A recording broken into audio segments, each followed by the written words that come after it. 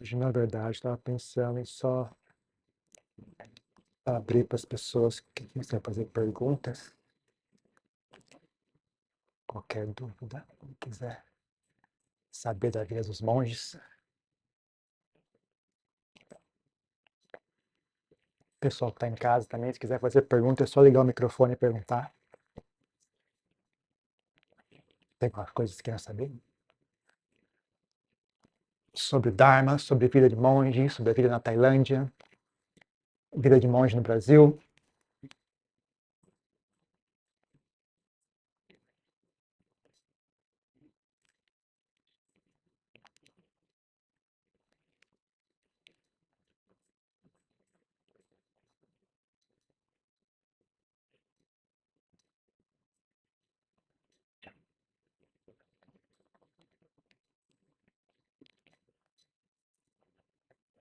Sobre prática de meditação.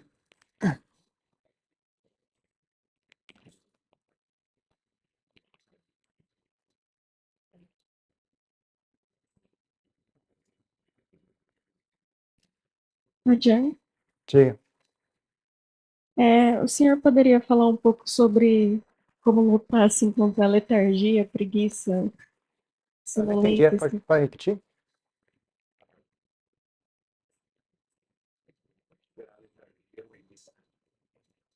Letargia? Preguiça, torpor, sonolência. A primeira coisa é trabalhar o corpo. Né? Ah, geralmente, após as refeições, né, você vai estar com o corpo pesado e sonolento, isso é normal. Né? Então, ou você descansa após a refeição, ou então você pratica meditação andando. Né? Se você vai sentar em meditação com sono, é bom que você tenha certeza de que você consegue vencer o sono, porque senão você cria o mau hábito de sentar e dormir. Uma coisa que a gente vê bastante na Tailândia. A Tailândia tem o costume de cada uma vez por semana, os monges varam à noite meditando. E aí, alguns mosteiros é obrigatório, você tem que ir lá e sentar. Só que aí, em vez da pessoa desenvolver, avançar com a prática dela, que ela adquire o hábito de sentar e dormir. Então, ela senta e dorme na hora. Né? Então, isso é um péssimo hábito. Você pega esse hábito, é difícil se livrar dele. Então, não recomendo. Se você vai sentar a meditação, está com sono, não consegue vencer, então levanta. Ou vai praticar meditação andando, ou então desiste, volta outra hora. Vai fazer alguma coisa, vai lavar, varrer a casa, volta mais tarde. Ou vai descansar, vai dormir também. Mas eu não recomendo muito. Se você escolhe uma hora que seu corpo está mais disposto, mais energético, né? Menos pesado para praticar. Coisas que ajudam, assim, se você viu, bom, eu não comi nada demais, de manhã cedo, você está de jejum ainda. Aí você vai sentar e está com sono. Senta no local, pelo menos para mim, né? Para mim que funciona bem é sentar no local arejado, né? Local abafado, assim não dá mais sono ainda, né? O local tem ar fresco, que tenha luz, né? Um local assim, talvez a céu aberto, onde tem ou uma janela grande, né? Que entre luz, né? Local escuro também às vezes não é muito bom, encoraja o sono, né? Às vezes sentar a céu aberto, né? Tá na cidade não dá certo, né? Que você vai ser assaltado. Mas está no campo, dá certo, né? Sentar a céu aberto, sentar na varanda, sentado debaixo de uma árvore, também energiza, assim, dá mais. A, a mente fica mais desperta em contato com a natureza. Ah, que mais? Aí tem coisas sutis, né? Quando você, mas acho muito. ah, não sei se é útil falar sobre isso, né? Mas com o tempo você aprende a separar a mente do corpo. Né? Na verdade, quem cai no sono é o corpo. Né? Então, você consegue até experienciar o corpo cair no sono, mas você continua desperto. Né? Você consegue um dia, chega uma hora que você experiencia isso também. Né? Você vê o corpo cair no sono, mas está ali presente, ciente do corpo cair no sono. Né? Ah, e você não cai no sono. Né? Então, tem uma certa maneira, né, de estabelecer a mente, né, de separar os dois. Mas é um pouco sutil, né? Não é um tipo de coisa, não é Não é o tipo de coisa que você consegue fazer seguindo instruções. Não dá para você fazer isso. Essas coisas acontecem, mas não tem como fazer. Fala, faça isso, tá bom, vou fazer. Não é assim, tem certas coisas que não são assim, né? Tem certas coisas que você descobre e aprende a fazer, né? Mas não tem como você fazer isso seguindo instruções, né? Porque não é a mente racional ou a mente discursiva que consegue realizar isso, né? Você tem que fazer em contato com a mente mais sutil, a mente que não tem palavras, é a mente silenciosa, né? A mente silenciosa ainda atua, ela ainda entende as coisas, ela ainda tem gostar e não gostar, você consegue ainda atuar ali em silêncio. Uma das coisas mais importantes que uma pessoa que vai praticar meditação deveria aprender a fazer, né? Saber atuar no nível da mente onde não há palavras, né? Porque ali ela não é perfeita naquele nível, mesmo aquele nível precisa de treinamento. Inclusive, é aquele nível que mais precisa de treinamento, porque é ele que realmente dá para trabalhar em termos de purificar a mente de impurezas mentais, é ali que se trabalha, né? O resto, você está trabalhando no nível de opiniões, né? Eu acho isso bonito, eu acho aquilo feio, né? Não é algo assim, sabe? Você não precisa de uma prática espiritual, uma prática de meditação para fazer isso. Bom senso faria esse trabalho, né? Mas é difícil a pessoa ter bom senso se ela não entende o que é a própria mente dela, né?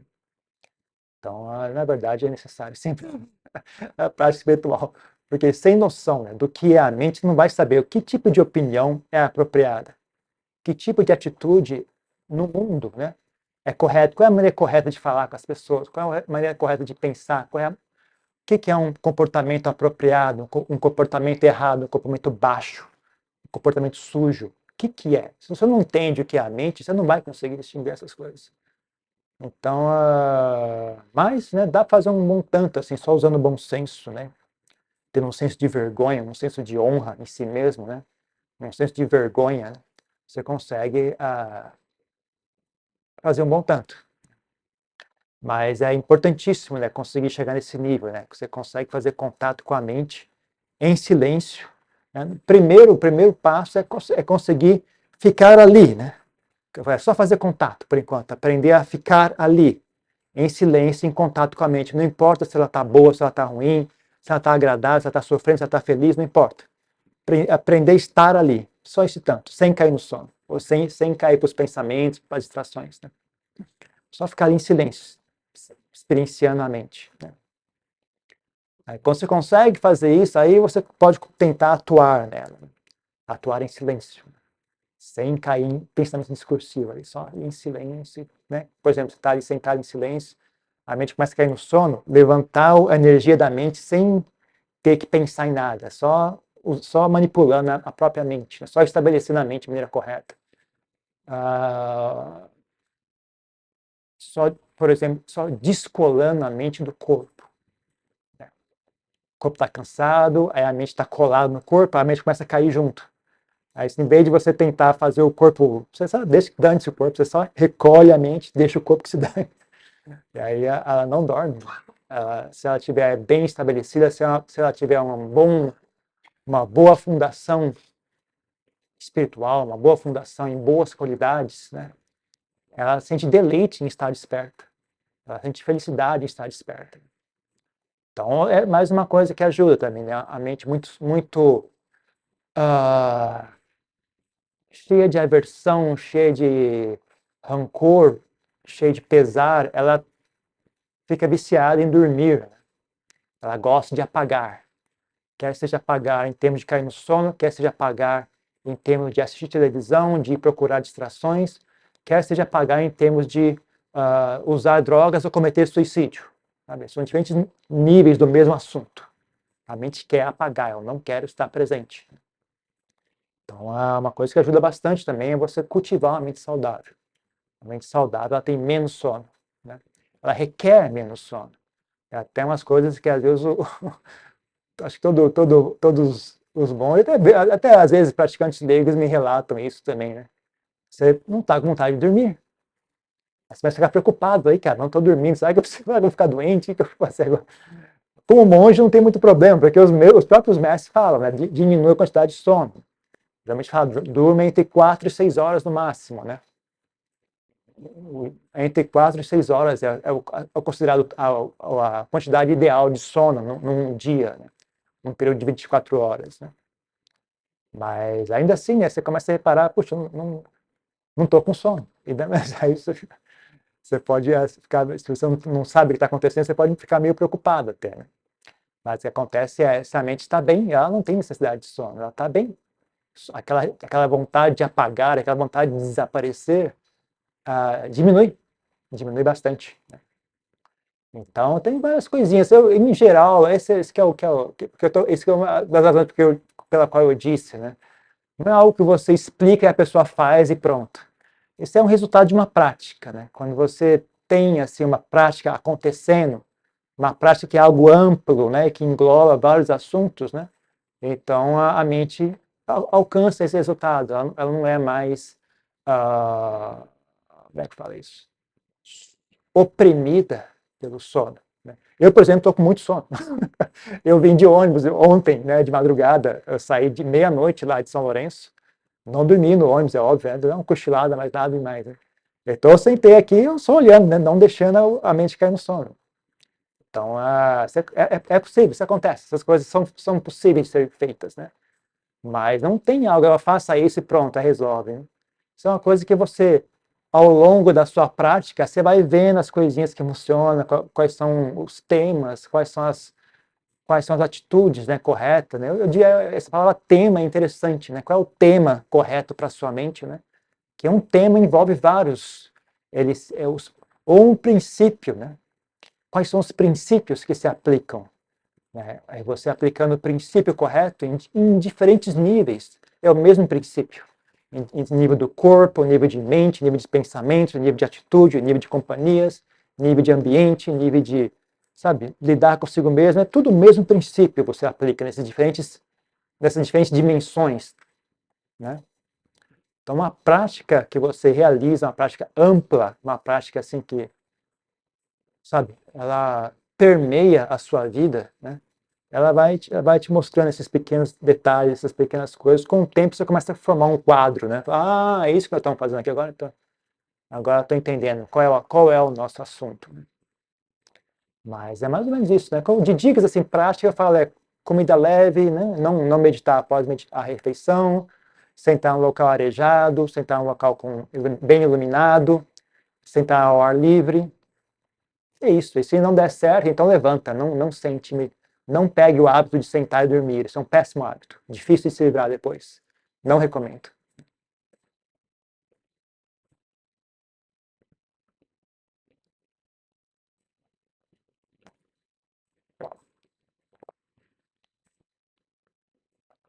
Quando eu era novato no mosteiro, eu sentia inveja dos monges. Eu sentava lá atrás, né? Porque os monges sentam assim que nem vocês aqui, né? Os monges mais velhos sentam na frente e os mais novatos lá atrás. Né? Porque eu não consigo sentar e dormir. Porque eu não sei se eu sou alto ou sou magro, eu sento, eu caio, né? Eu não consigo sentar. Eu vi os monges lá na frente, lá, que beleza. Caramba, como eu queria fazer aquilo, não conseguia, né? Eu sentava, começava a cair, eu ficava irritado, não conseguia dormir, né? Mas eu sentia inveja deles, né? Hoje em dia, eu falo, nossa, ainda bem que eu não consegui aprender a fazer aquilo, né? Porque alguns desses monges, eu conheço eles até hoje eles sentam e dormem. Até hoje, fazem 20 anos. Eu tenho 20 anos como monge. Fazem 20 anos que eu conheço aquele monge, faz 20 anos que ele senta e dorme. É impressionante. Né? E vários outros monges que eu conheci também é pegajoso, é difícil se livrar, a pessoa não percebe. O problema é que é muito fácil cair no sono, né? Só você não precisa nem fazer nada, é só você deixar a mente escorregar e ela desaparece. Aí some todo aquele estresse, aquela cansaço desaparece. Né? E ainda mais começa a ter um som interessante, uma coisa colorida. Tá? É muito tentador, né? Que é nem a tentação das distrações, dos pensamentos, né? É terrível, tá bem ali, né? É só você fazer assim, aí começa uma imagem, uma história interessante, uma fantasia em que você é legal, que tudo é bacana. É muito tentador, né? É por isso que é pegajoso. Né? Então, não é um bom hábito se adquirir, não. Você vive assim no dia a dia da vida limpa, né? Trabalho inteiro, te ajudava, de casa no banho, tá, antes de dormir, você fica meditando. Aí começa a ver a boca, aí vai preparando aquele sono, você dorme mais grandamente. Mas eu fico pensando, será que não é um bom hábito? E dá pra meditar à noite só para induzir o sono, bom sono, boa noite. Não é ruim, não é ruim. Mas se você se decidiu a meditar, então medite. Tendo meditado, aí você levanta e vai dormir, tranquilo. Você vai deitar, quando você deita para dormir, você também estabelece a mente na respiração. Os monges são ensinados assim, né? Você deita para meditar e você coloca atenção na respiração. Você pratica meditação deitado até você cair no sono. Tá? Você não... Mas se você se decidiu a sentar e meditar, então senta e medita. Não use... se você vai dormir, aí sim, você deita e pode meditar dormindo até você cair... Meditar deitado até você cair no sono. Né? A gente não vejo problema em fazer isso. Mas não pegue o hábito de sentar e dormir. Não pegue o hábito de sentar e dormir. Mas sim, com certeza, né? Todo mundo, antes de dormir, é excelente meditar. Né? A mente vai ficar tranquilo. Você vai relaxado para dormir. Não tem problema, não. Adianta. Diga. Como lidar com o apego a quando a prática está indo muito bem, porque tem semanas que começa a ir mal e a mente começa a praticamente dizer que nunca vai voltar, basicamente. Eu tenho esse problema específico de variações e oscilações. Ah, eu acho que o próprio sofrimento é útil nesse caso. Então a mente cria, né, as coisas vai bem, a mente toma deleite, ai, que alegria, coisa boa, né? Aí a mente vai mal, oh, que tristeza. Aí você começa a enxergar esse padrão, né? Na verdade, eles andam de mãos dadas, né? Eles andam de mãos dadas. Esse tipo de felicidade, esse tipo de sofrimento vem daquela felicidade. Por você ter sentido deleite, se apegado, agora, quando ela não está presente, vem esse sofrimento. Quando você começa a enxergar a conexão entre eles, você cria desencanto por ambos. Né? Você não fica mais tão excitado quando a mente fica feliz, e não fica muito mais agitado quando a mente fica triste, ou como é que chama? Decepcionada. Né? Queria que fosse de um jeito e não é. Aí a mente fica decepcionada. Então, só aprender a cuidar da mente desse jeito, sabe? Não deixar a mente cair em deleite e aversão.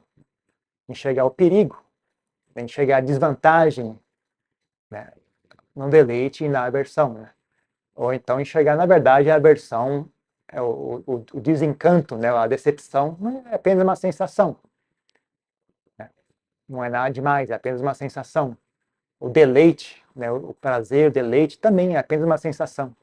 Não é nada demais. Nenhum deles deveria agitar a sua mente. Né? Não é uma questão de recusar ou ficar com raiva do prazer, ou apegado, sentir prazer na dor, não é nada disso. Né? É apenas uma sensação. Essa é a sensação agradável. Ela vem, ela passa. Ela não é nada demais. Né? E ela não é tão fantástica como ela diz ser. Né? E a sensação desagradável também, ela é apenas uma coisa que surge, desaparece. Ela tem causas e condições, ela tem consequências. E ela não é tão ruim como ela diz ser, é apenas uma sensação. Uma das razões pela qual os monges treinam em austeridade, né? Treinam em situações austeras. Por exemplo, não coloca na Tailândia, assim, onde eu morava, nunca tinha proteção, a não ser um mosteiro, que lá era muito mesmo. Era tanto mosquito que era realmente algo impressionante. Mas lá no Nordeste da Tailândia, a gente não tem até hoje, tela de proteção contra mosquito. Então, você sente o mosquito bem, te pica. Aí você aguenta. Você fica ali sentado, não se mexe, aguenta a sensação, aprende a lidar com aquela sensação. Né? Aí, quando você pega, né, você experienciando, aprendendo a lidar com isso, né? Aprender a lidar com frio, calor, mosquito, sentar no chão duro, dormir no chão duro, tomar banho frio. Né? andar descalço, quando a gente vai pedir esmola, a gente sai descalço no vilarejo, né? Todas essas coisas pequenininhas, assim, essas pequenas austeridades, na verdade, ela ajuda você a perder o medo das sensações. Não tem mais medo de sensações.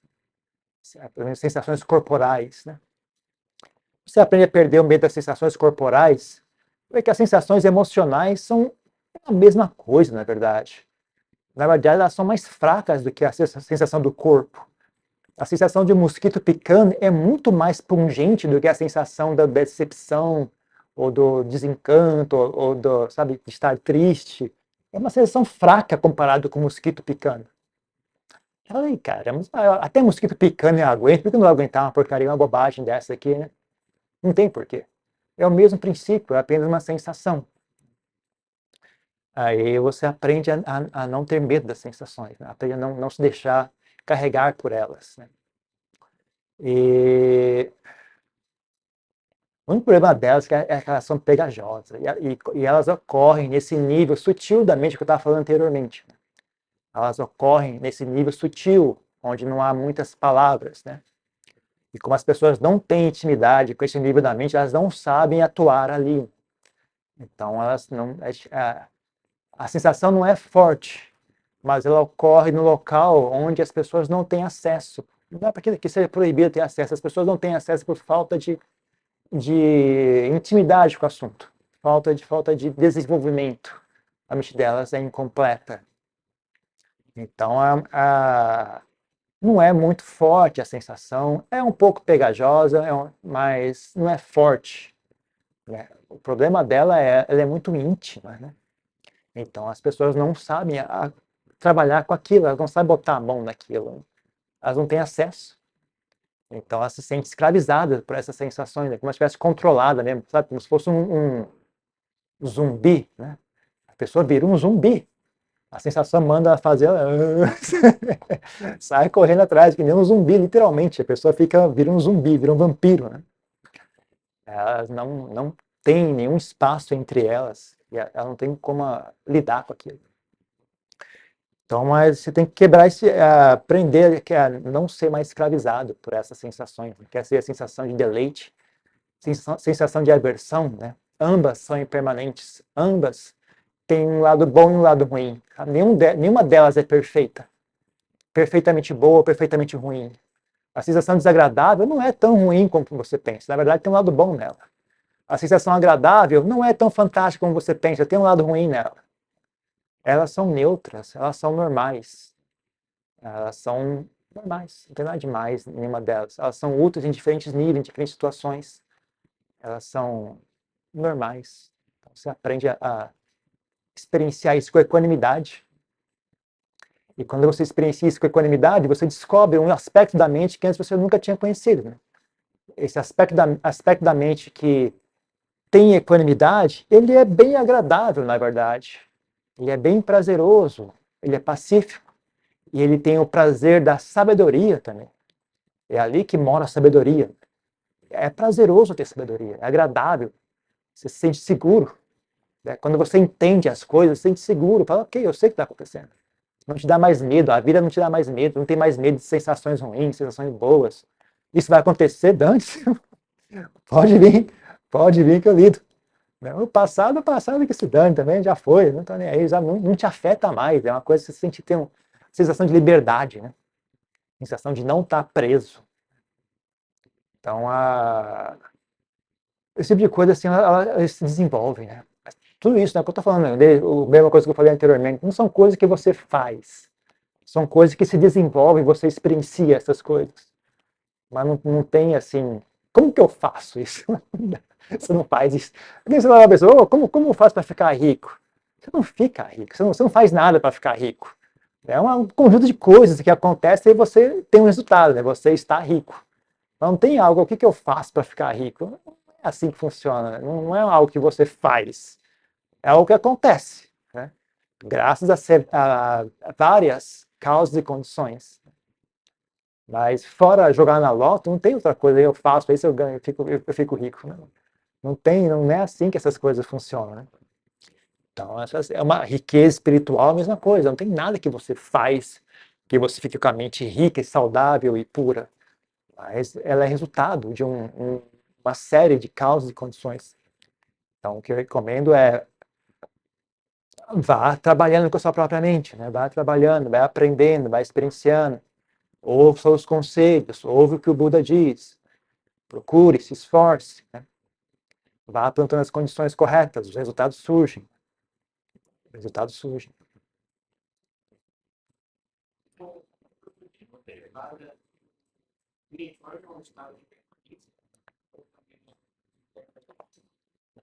O desinteravado Nirvana não se fala a respeito.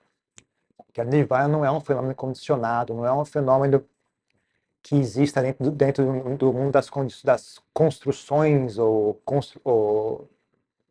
é que chama? Ah, esqueci o nome. Bom, então não se fala sobre Nibbana. Nibbana se experiencia, não se fala a respeito. Quem quiser saber o que é Nibbana, vai e veja por si mesmo. Tipo, o Buda não filosofava a respeito, não respondia. Quando as pessoas perguntavam, ele não respondia. Né? Não é útil. Né? Não, qualquer coisa que você pensar a respeito de Nibbana está errado. Porque Nibbana não é algo, não é uma ideia, não cabe dentro de um conceito. Né? Então, nem tente. Né? Quanto mais você tentar, pior fica. Né? O que o Buda dizia a respeito de Nibbana, Nibbana é algo agradável. Pela maneira como ele se expressava, né? Nibbana é algo agradável.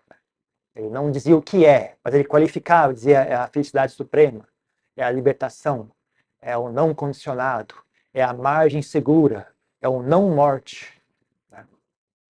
É como é que chama? Jnanadasa, né? O conhecimento supremo, Satyadhamma, né? A verdade suprema e assim por diante. Todos os adjetivos, né, que dão a impressão de que é algo bem agradável.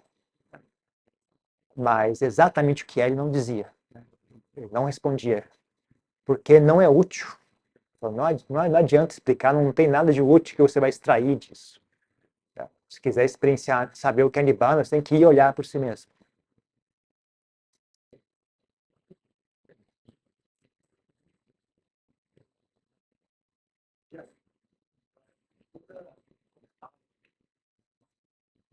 Horários apropriados. Eu faço, olha a importância disso. Se eu não trabalho para ele, para que isso pratica, logo de noite, antes de telefone. Para os monges, comer em horário apropriado é muito importante, porque a gente vive de esmolas. Então, o assunto alimentação é um assunto como é que chama? Sensível. Né? Não porque como você vive de esmolas, você não pode comer à toa. Né? Você come o que os outros dão. Então você come com respeito, come só o necessário. Né? Não come à toa, não desperdiça, não faz exigências, sabe? Você não escolhe o que você vai comer. Você come o que as pessoas derem e está bom. Tem toda uma etiqueta a respeito desse assunto, né? Para os monges. Então a questão do horário também faz parte dessa etiqueta. Sabe? Você vai comer pouco, só o necessário. Então, 1 ou 2 refeições por dia é o suficiente. Então, uma refeição de manhã e uma refeição antes do meio-dia e pronto. Né? Ou então uma só refeição também. O Buda comia só uma refeição ao dia. Durante meus 12 anos morando na Tailândia, eu também comia só uma refeição. Voltando para o Ocidente, eu passei a fazer 2, porque minha digestão não é boa. Então, duas refeições menores funciona melhor do que uma grande, no meu caso, né? Mas, mesmo se eu tivesse que voltar para a Tailândia, eu voltava, eu sabia, ficou um pouco mais desconfortável a minha digestão, mas tudo bem, a gente aguenta. Não é nada demais também. Então, a razão para ser de manhã e antes do meio-dia é para limitar, né? Manter ao mínimo, né? Porque senão você fazer uma de manhã e uma no final da tarde, você vai fazer 2 refeições grandes. Se fizer uma de manhã e uma ao meio-dia, são 2 refeições pequenas, porque você não tem como você comer muito também, né? Um período curto, né, de tempo, né? Você vai acabar comendo menos, né? Que é algo bom. E também a razão pela qual o Buda proibiu os monges de sair em pedindo esmolas, né? Após anoitecer, porque assustava as pessoas, né? As pessoas estavam em casa e ia lá de madrugada, de noite, um monge batendo na porta, os caras achavam que era assalto, que era um bicho, que era um monstro. Então eles reclamaram para o Buda, né? Que os monges estavam indo à noite assustar os aldeões pedindo comida. Aí o Buda proibiu. Aí reclamaram de novo que ele estava indo à tarde, ele proibiu de novo, ficou meio-dia, é o limite, do nascer do sol ao meio-dia. Né?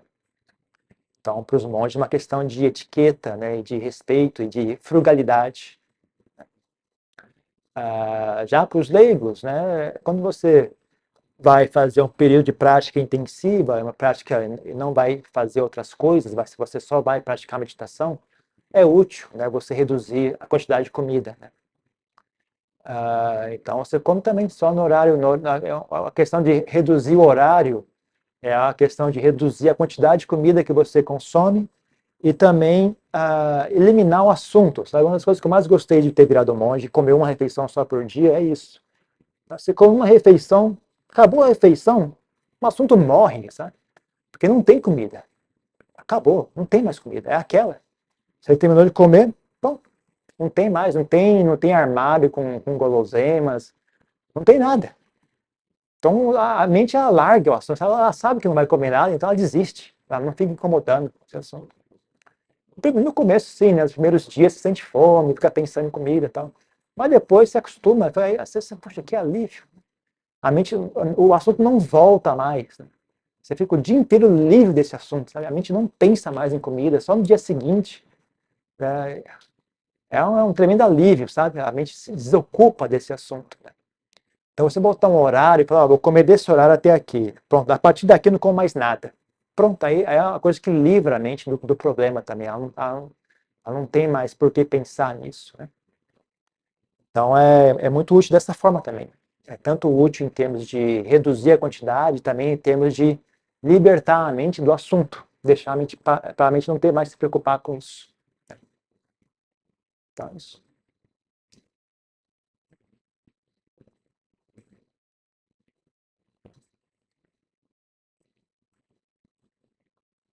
Mas no começo eu sentava lá, ficava sonhando com pastel.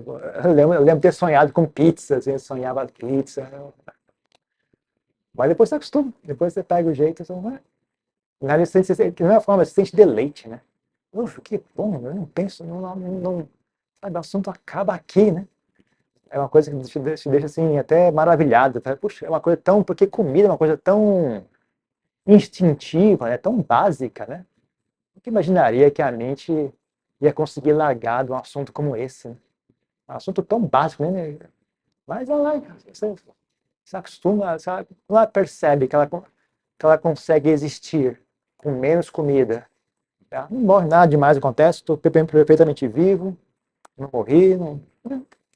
Ela perde o medo. Ela perde o medo e conforme você aprende a sentir deleite na mente pacífica, né? O fato de que ela não pensa mais em comida te traz deleite. Fica feliz, fala, puxa vida, que bom, minha mente não se preocupa mais com esse assunto, eu posso sentar aqui e ficar pacífico. Então é bem agradável. As pessoas têm essa.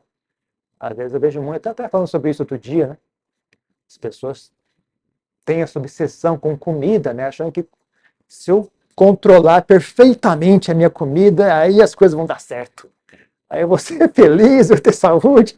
Você quer controlar perfeitamente tudo na comida, todos os ingredientes, todos os químicos, da onde que veio, para onde que vai. É um assunto assim, as pessoas fazem teorias a respeito, né, de qual comida, onde, quando, que horas.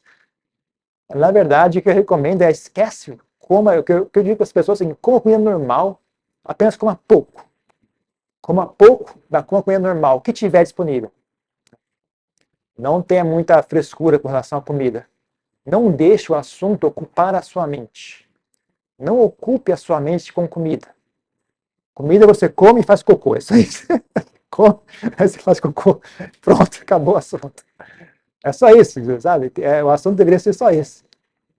Você não deveria pensar nem um minuto a mais do que isso. Então, sabe, tendo bom senso, você come uma comida que seja apropriada, não seja muito cara, né? Que seja fácil acesso. Então, é isso. Né? Come o que estiver disponível, o que for razoavelmente saudável e que não for muito caro. Esse tanto. E aí morre o assunto. Acabou a refeição, pronto, morreu o assunto. Não tem mais por que pensar. Não use comida como muleta para aliviar o seu desconforto emocional. Isso não é um bom hábito.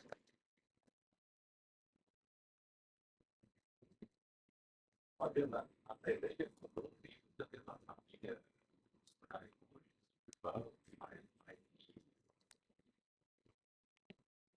Sim, corre bastante.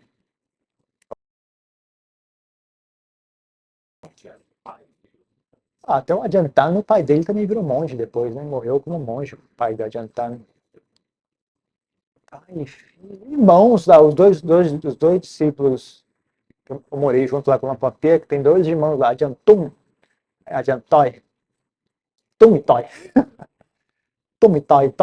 Toy era o mais novo. Adiantum, eles estão vivos ainda, né? Adiantum, Adiantói. Eles são irmãos, os dois viraram monges. Quem mais que eu conheci que tinha um irmão? Tem vários monges que eu conheço que tem. Também porque acontece, às vezes a pessoa quando fica muito idosa vira monge, ou vira meti também, né? As mulheres viram monjas também, né? As mães, as avós, se aposentam e vão morar no mosteiro. Então é bem comum isso, sim. A todos nós. É comum, sim.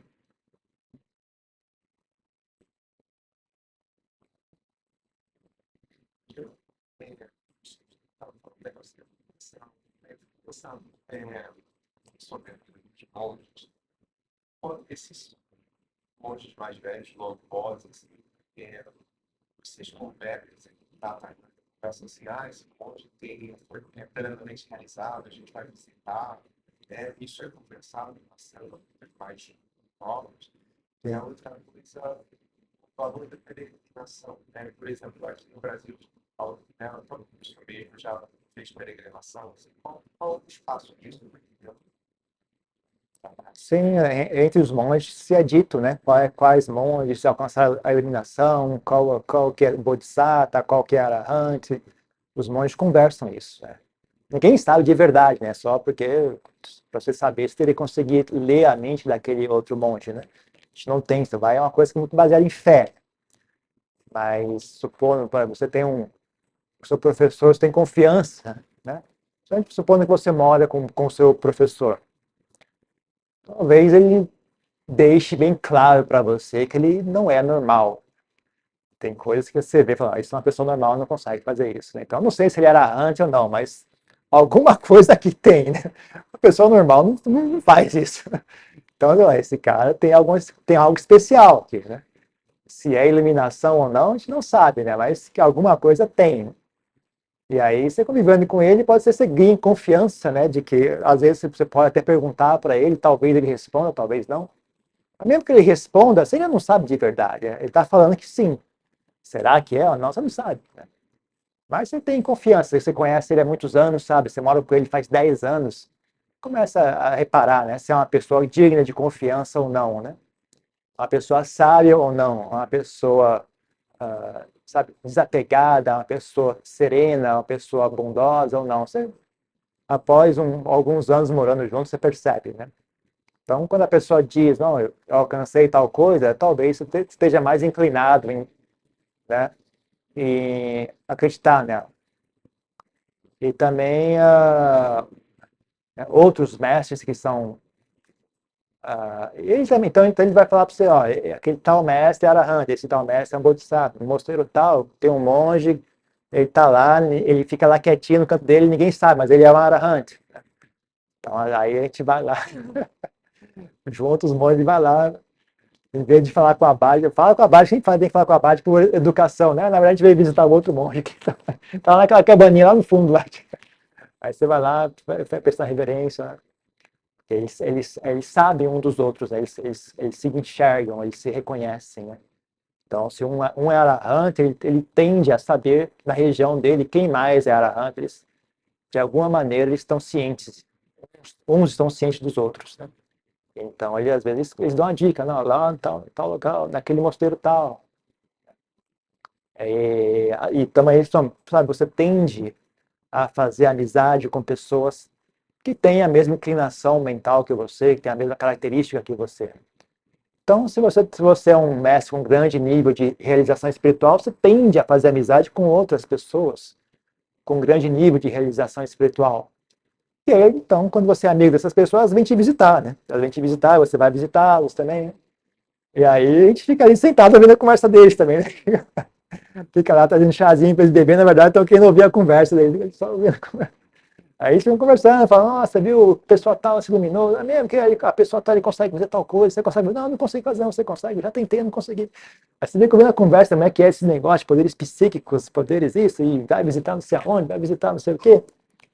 O Buda que existe, não sei no que, no paraíso tal, tem um Bodhisattva no paraíso, não sei o que lá, tem isso, tem aquilo. A relíquia do Buda que está não sei aonde, a relíquia real do osso dele, essa aqui é a relíquia falsa, aquela relíquia verdadeira. Aí você ouve essas conversas, sabe? Conversando onde que tem uma relíquia de verdade, onde que não tem, qual mestre alcançou o que tem aonde, como é que foi no passado, quando o Buda estava vivo, o que foi que aconteceu, como que vai ser o próximo Buda. Aí você fica aí sentado ouvindo essas conversas, né? Então você fica assim, é conversado isso, essas coisas são conversadas. Em geral, nós que somos, né, pé rapado, a gente ouve a conversa dos outros, né? Mas entre eles conversam, assim, essas coisas. A gente fica sabendo de segunda mão, né? Agora, com relação à peregrinação, é útil para desafiar a sua mente, né? Você fica, qualquer situação que você se coloca, você se acostuma. Mesmo que você more no mosteiro de maneira bastante austera, né? Com o tempo você se acostuma. Então o desafio já não acontece mais. Né? Você se acostuma com aquele ambiente, com aquela situação, não sente mais o desafio de estar ali, né? Então de vez em quando é comum os monges saírem em peregrinação, né? Saírem caminhando, né? Sem dinheiro, sem abrigo, vão caminhando, vão dormindo ao ar livre, ao canto da estrada, vão caminhando pelas montanhas, tal, vivendo de esmolas, que as pessoas derem de esmolas, eles aceitam. E é uma forma assim de chacoalhar a mente, né? Desafiar a mente, né? Tentar ver como é que a mente reage, né? Quando você tira aquilo que você está acostumado, né? Como é que a mente reage? Reage com aversão, reage com desejo, reage com medo, reage com ansiedade, né? Será que vai ficar preocupado? Será que eu vou comer alguma coisa? Será que alguém vai me bater? Será que vai haver algum tipo de, né? As pessoas vão me xingar na rua ou não? Vai vir alguém me xingar, as pessoas, será que eu vou conseguir comida?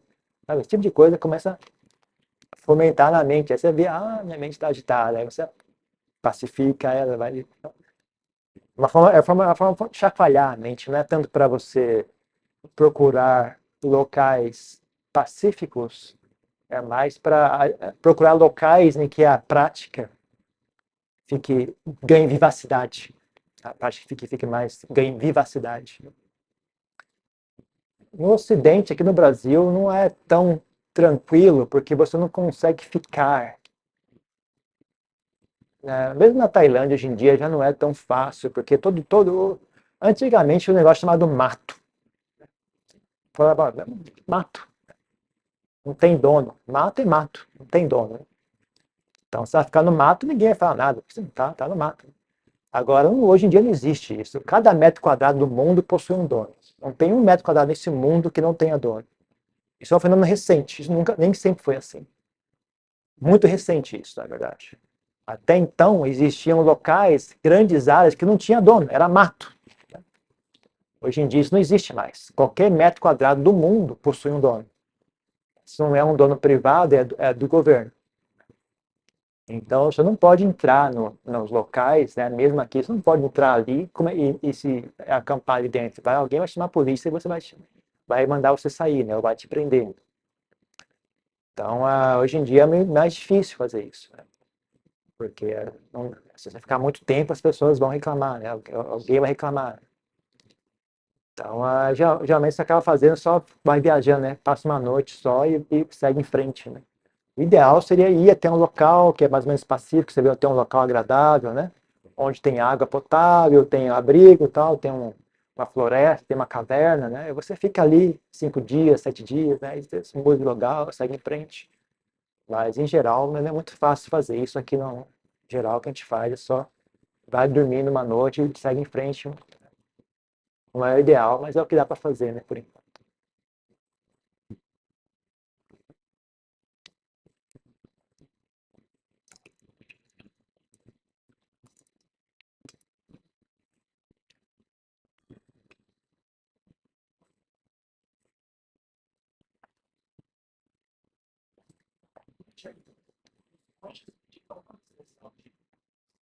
Idealmente, uma vez só, que é da hora que acorda até a hora que vai dormir. Idealmente, uma única vez. Mas aí depende de cada um, né? Depende de cada um. O propósito de virar monge é esse, né? Você poder sua vida inteira ser meditação. Uma das razões pela qual você vira monge. Mas aí depende da habilidade de cada um, né? Meditação formal, assim, em geral,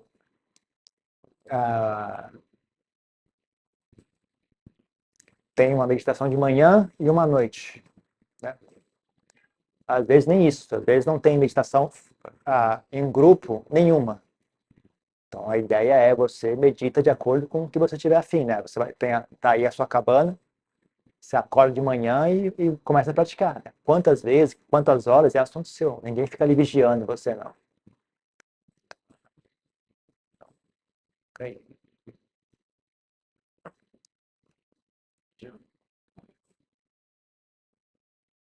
Relação em relação à ciência, a gente vê cada vez mais a literatura crescendo a favor da metodologia, né, na prática de, enfim, trazer uma mindfulness, né, isso desde para entende a origem, né, e a ciência muitas vezes lança a mão de certos aparatos, de certas tecnologias para poder tentar identificar e explicar as coisas, né, trazer valor, certo? Falou em essa parte, lançando umas tecnologias como magnética, eletrograma, tanto laboratoriais, testes psicológicos. E a minha pergunta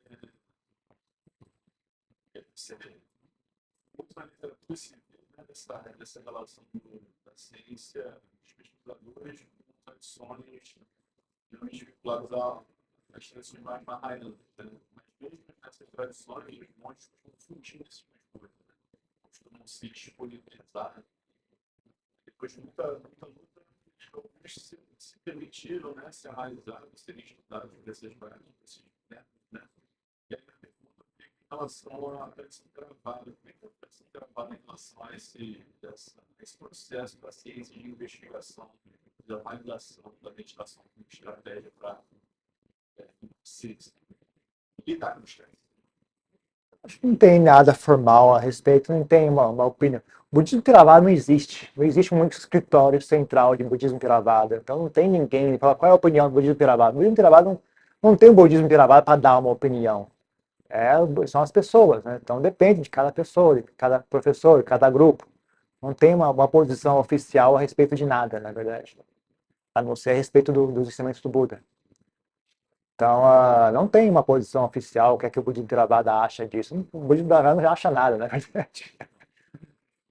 Eu nunca vi muito interesse. Eu vi algumas vezes convidaram.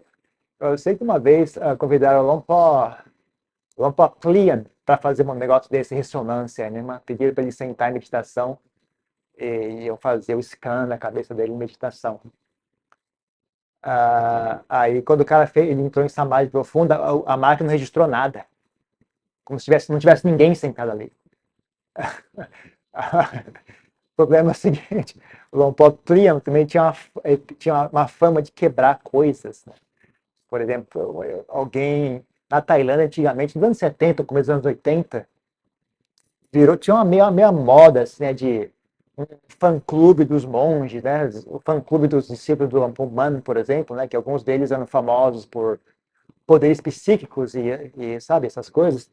tinha uma revista de monge, talvez mais de uma. Que nem aquela revista Capricho, revista de fofoca, tinha revista de monge. Que tinha, né, as histórias dos monges, as fotos do monge e tal. Ia lá querer entrevistar os monges. Eles não gostavam muito disso, não. Os monges da floresta não gostavam muito dessa história, né? E aí era famoso Lampoplinha mais de uma vez, né? Alguém vai escondido, né? Um desses repórteres dessa revista vai escondido, querer tirar foto dele, né? Escondido ali no meio da galera ali. A câmera quebra. A Diana Adão falou que presenciou isso. A Diana Adão era o antigo abade Guapanachá, né? Ele contou que ele viu com os próprios olhos isso, né? O cara foi tirar a foto, a lente caiu. A lente caiu. Então ele tinha a fama de fazer essas coisas, assim, né? O cara tirava foto. Uma vez, eu acho que isso aconteceu comigo uma vez. Antes de eu virar monge, eu comprei uma câmera descartável, né? Não tinha câmera digital antigamente. Aquelas câmeras Kodak descartável. Quem é mais velho lembra disso? Que eu queria tirar umas fotos para mandar para meus pais, né? Eu falei, vou virar monge, né? Eu quero te mostrar aqui como é que é o mosteiro e tal. Aí um dia a Lampolia veio visitar o Apanachat, né? E eu era leigo ainda, estava vestido de branco e tal. Ele estava dando uma palestra, eu escondi debaixo da janela assim, subi, né, para tirar a foto, mas quando eu subi, ele olhando para minha cara assim. Aí eu tirei a foto, né? Eu subi, tirei a foto, vi que aquilo não era, né, não era respeitoso fazer isso, eu recolhi, fui andando de costas e saí fora. Quando eu fui revelar o filme, estava tudo zerado, não tinha, todas as fotos estavam queimadas. Saiu 2 fotos só. Está tudo queimado as fotos, né? Então não sei se foi coincidência ou o que foi. Então Plínio tinha uma reputação dessa, com esse assunto. Né? Aí quando o cara botou a máquina nele e não saiu nada, ele entrou em pânico, porque aquela máquina era caríssima. Né? Era máquina importada, sei lá, de onde era, da Alemanha, dos Estados Unidos. O cara botou a máquina, desliga, vai penar, tudo bem, não pode, deixa pra lá. Acho que ele ficou com medo de que ele fosse quebrar a máquina, né? Porque se quebrasse, o cara ia ser despedido, né? Imagina. A máquina acabou de chegar novinha, a tecnologia nova, né? É uma das primeiras máquinas desse tipo, né? O cara entrou em pânico, desligou a máquina, com medo de quebrar a máquina. Então não deu certo, não, mas eu não sei, eu vi notícias de outras pessoas fazendo isso, não. Acho que não há muito interesse também, não. Acho que não tem muito interesse.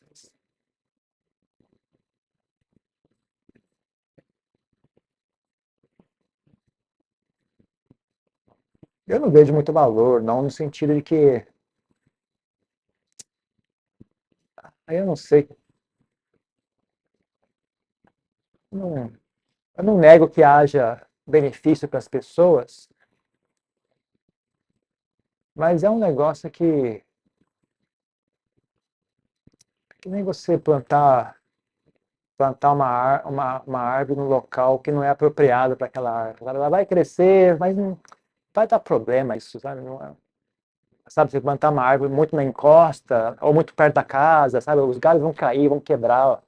Então eu não quero participar disso, sabe? Eu já tenho um trabalho a fazer, eu já sei qual é o meu papel, sabe? Ninguém vai fazer meu papel, sabe? Só tem eu para fazer isso. Tem gente para fazer esse negócio todo aí de mindfulness, tem tanta gente. Os caras estão se acotovelando para ensinar mindfulness. É ridículo, às vezes, né? A pessoa uma briga com o outro porque eu quero ensinar. Sabe? Eu não quero participar disso. E o meu trabalho ninguém vem fazer. Então, que se eu não vou fazer isso aí, quem é que vai fazer isso? Então, eu não acho que é um ambiente. Tem um certo benefício, mas eu prefiro não. Eu já tenho meu trabalho a fazer, eu não estou interessado em participar disso. Né? Aqueles que vão. Que vão. É que nem, é que nem esse negócio do budismo Mahayana no Brasil, né? Os caras brigam, é só escândalo, só briga, só briga, só briga. Né? Também tem, né? As pessoas têm fé, as pessoas gostam, né? É popular, né? As pessoas se atraem, se sentem atraídas, então ganha muito dinheiro, né? Ganha muitos discípulos, né? Mas aí quando dá briga, vem falar comigo. Pô, eu não acho nada. Agora não me. Na hora de dar dinheiro, ninguém me chama. Na hora de, sabe? As coisas boas, ninguém partilha comigo. Aí quando dá briga, quer que eu venha dar opinião. Não, amigo, é assunto de vocês aí. Aí vocês têm o mérito de vocês são muito populares, mas tem um preço a pagar por essa popularidade, né? Então vocês agora divirtam-se com isso aí. Mas vocês levaram o lado bom, leva o lado ruim também, né? Então eu também mais ou menos o mesmo pensamento, assim, sabe? Eu não quero me envolver com isso porque eu sei que esse negócio tem um lado negativo. E eu não quero carregar, eu já tenho um fardo para carregar, eu não quero me envolver com isso. Não. Então eu sou dessa opinião. Eu pessoalmente não vejo nada contra, não. Quem quiser se envolver, acho que não tem problema, não.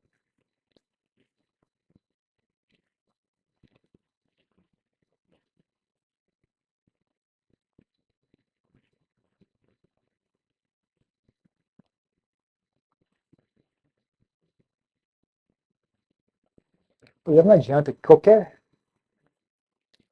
se a pessoa, se a pessoa não tem, eu não vejo nenhum valor em nada nesse mundo, a não ser numa mente, a coisa que tem valor nesse mundo é uma mente nobre. Não tem nada que você possa fazer nesse mundo que seja bom, a não ser que a sua mente seja nobre.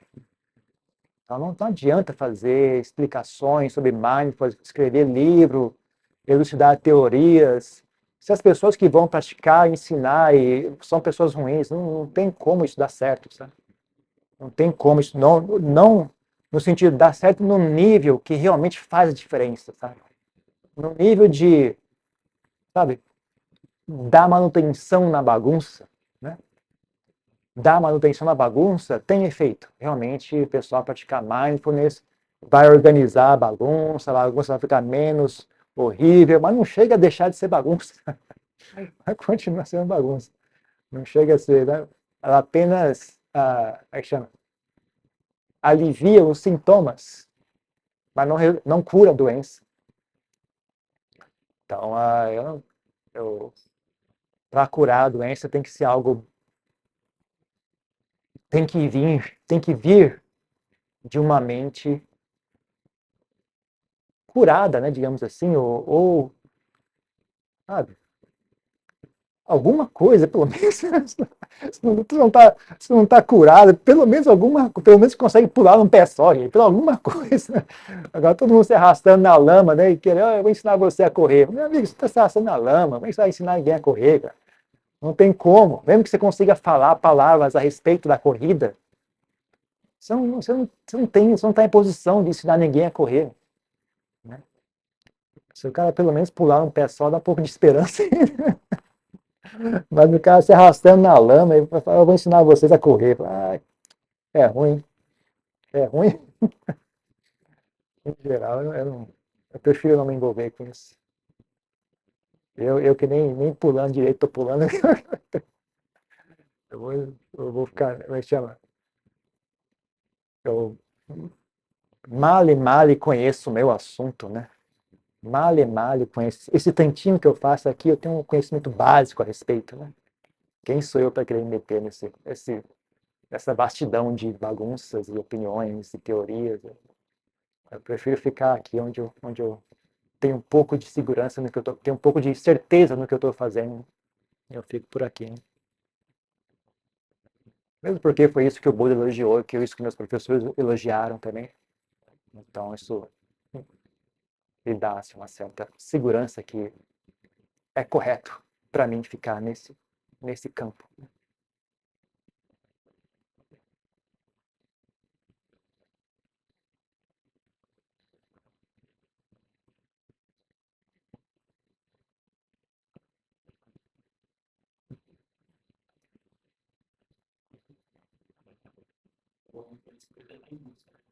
É.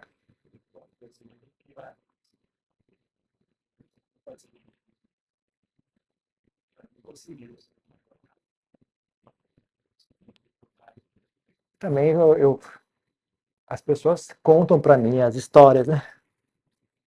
As pessoas vêm e contam para mim os problemas que ocorrem, o que a pessoa tal fez, o que a pessoa X fez, se foi num retiro e aconteceu aquilo, foi num grupo tal e aconteceu aquilo. Então eu também fico mais ainda assim desanimado em querer participar dessas coisas. Mesmo as pessoas normais, gente, vocês não têm noção. Quando eu falo isso, não sei se vocês acham que eu estou brincando ou não, mas o que é chamado uma pessoa normal hoje em dia é muito pouco. Está muito baixo, gente. Não serve como normal. É normal por quantidade, né? Não por qualidade. Como tem muita gente assim, você fala, bom, esse é o normal, né? Esse sabe? É o mínimo denominador comum, né? Ok, isso aqui é chamado normal. Por quê? Porque as pessoas são assim, né? Mas se você olha em termos de qualidade, está muito ruim mesmo, sabe? Vocês não sabem porque as pessoas não conversam com vocês, elas não vêm contar para vocês, né? Mas eu tenho que ouvir essas pessoas, vêm conversar comigo, conta a história de si mesmo, conta a história dos outros. As pessoas que vocês entenderiam como normal, na verdade, é um negócio muito frágil, né? E muito problemático, né? Porque a maioria tem muitos recursos na sociedade para esconder esse assunto, né? Então, as pessoas, cada um vai para sua casa, liga a televisão e ninguém pensa muito a respeito, ninguém fica sabendo, né? Mas quando você vê assim no raio-x a vida de uma pessoa que é dito normal, eu falei, caramba, tá feia a coisa tá feia. Agora, essas pessoas vão querer ensinar mindfulness, lá vem a história.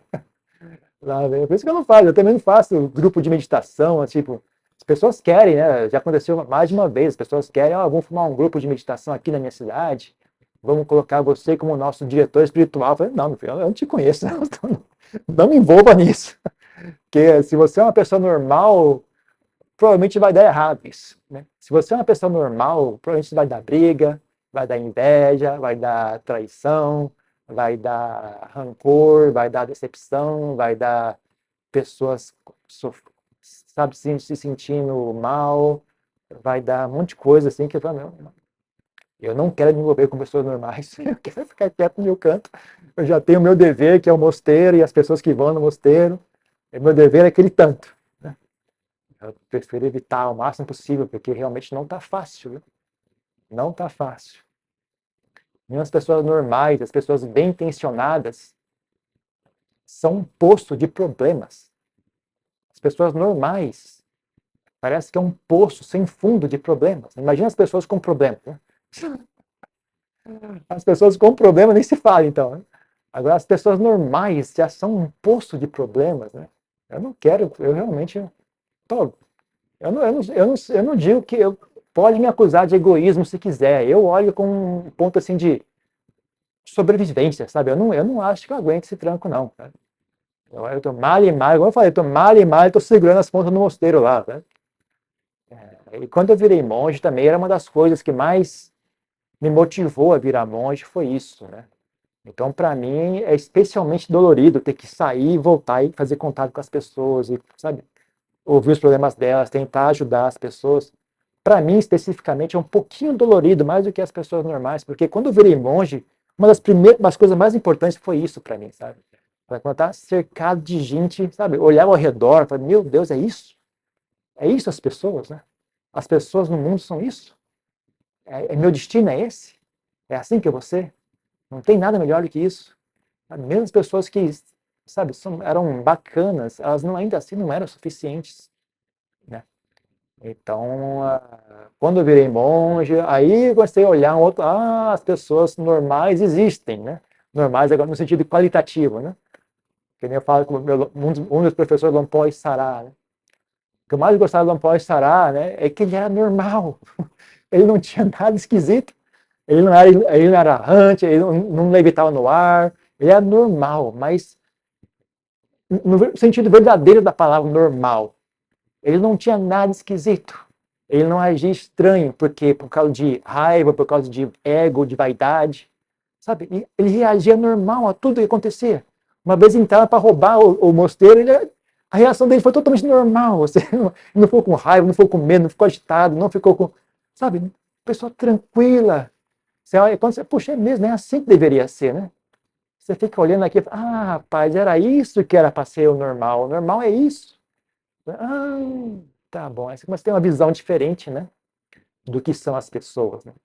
Então, para mim, né, ter que sair desse ambiente e voltar para cá, e essa bagunça geral é um pouco pesaroso para mim, sabe? Eu não sei se eu aguento muito, não, né? Então, eu prefiro ficar no meu canto quietinho ali, né? Eu só falo com quem vem conversar comigo. Se não vier conversar comigo, eu também não falo, fico na minha, não pergunto.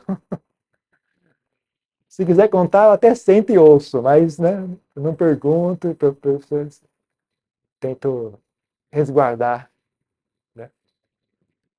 Me resguardar, né? Porque eu acho que se eu me resguardar, eu vou estar mais capacitado ajudar as pessoas, né? Então eu faço um esforço para me resguardar. E também para dar um bom exemplo para os outros monges, eu acho que é importante isso. A gente não alcançar a paz na nossa vida é suficiente para alcançar a paz em tudo. Talvez não, mas tudo bem. Né? Você não é dono do mundo, você não tem direito de dizer que o mundo deveria ser pacífico. Já parou para pensar que talvez existe uma razão pelo mundo estar assim? Né? Se você artificialmente fizer um mundo perfeitamente pacífico, como é que as pessoas vão aprender? Sabe? Como é que as pessoas vão melhorar se elas não tiverem o feedback do sofrimento? Sabe? O mundo não é pacífico porque as pessoas não são pacíficas. Né? Se você tirar o espelho delas, como é que elas vão melhorar? Como é que elas vão aprender? Se você só vai conseguir fazer um mundo pacífico se você obrigar todo mundo a ser do jeito que você acha que é o pacífico. Então, você sente no direito de fazer isso, falar, você não pode ser assim. Pare de ser assim a partir de agora e fique do jeito que eu disse. Eu não acho que seja correto você fazer isso. Eu acho que a gente tem que respeitar onde as pessoas estão. Né? O que a gente faz é ter boa vontade por elas, desejo melhor a elas, mas o nosso limite é o respeito por elas. Por mais que a gente tenha boa vontade e desejo o bem dela, não nos dá o direito de obrigar elas a ser de um jeito ou de outro. Né? Então,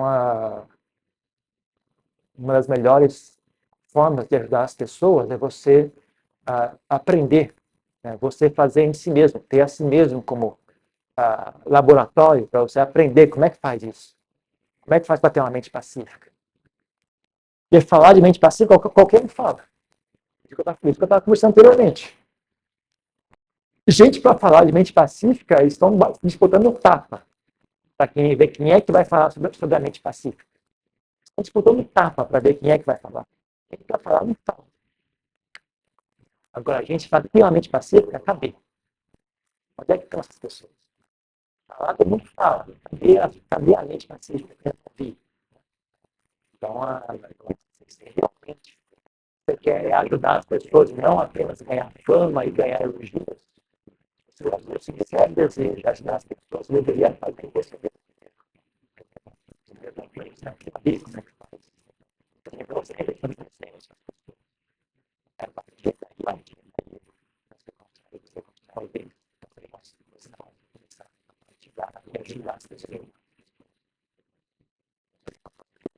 Você vai talvez melhor, sobre a exatamente como deveria estar. Do meu ponto de vista, não tem nada de errado. Tudo está tudo perfeito. As coisas estão exatamente como deveria estar. O fato de a gente fazer um esforço para ensinar e ajudar as pessoas é porque é assim, a minha natureza é essa. Eu existo, eu sou assim. Eu ajudo, eu ensino.